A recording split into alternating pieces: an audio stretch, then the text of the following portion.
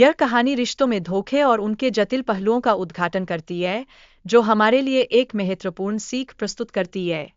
पप्पू की गर्लफ्रेंड्स की चालाकियों ने उसे कठिनाई में डाल दिया, जिससे उसे सोचने का एक नया दृष्टिकोण प्राप्त होता है। पप्पू की स्थिति में उसके गुस्से और निराशा का गहरा प्रभाव उसकी मानसिकता पर पड़ता है, जो उसे और भी मजबूरियों की ओर अग्रसर करता है। गांव की महिलाओं का समाज में शक्ति और पुरुषों पर नियंत्रण है, जिसका उपयोग वे अपनी इच्छाओं की पूर्ति के लिए करती है। इसके माध्यम से वे पुरुषों को अपने अधीन करके उनका दुरुपयोग करती है। पप्पू शिलाजीत की कहानी में एक वैज्ञानिक का आगमन होता है, जो महिलाओं के व्यवहार का अध्ययन करने के लिए गांव आया था। यह कहानी में एक नया मोड़ लाता है। रानी की दृष्टि में पप्पू का महत्व बढ़ जाता है, क्योंकि वह उसे अपनी इच्छाओं की पूर्ति के लिए पसंद करने लगती है। यह पप्पू के लिए एक नया अवसर प्रस्तुत करता है।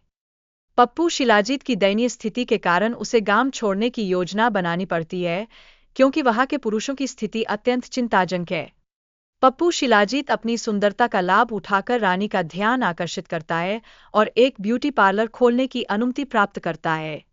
ब्यूटी पार्लर में पप्पू और घोंचूलाल मिलकर गांव की सबसे बदसूरत लड़की का मेकओवर करते हैं, जिससे अन्य महिलाएं भी उनकी ओर आकर्षित होती है।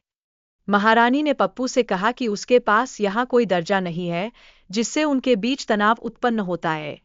गांव में महिलाओं ने पहली बार एक पुरुष को इतना सम्मान दिया, जो सामाजिक बदलाव के एक संकेत के रूप में उभरता है। पप्पू और महारानी की प्रेम कहानी ने उन्हें एक साथ काम करने के लिए प्रेरित किया, जिससे उनकी निकटता और भी अधिक बढ़ी। जनजाति की महिलाएं अपने अस्तित्व की रक्षा के लिए संघर्ष करती है, लेकिन वे पुरुषों के सामने असहाय स्थिति का सामना करती है। यह स्थिति अत्यंत चिंताजनक और गंभीर है।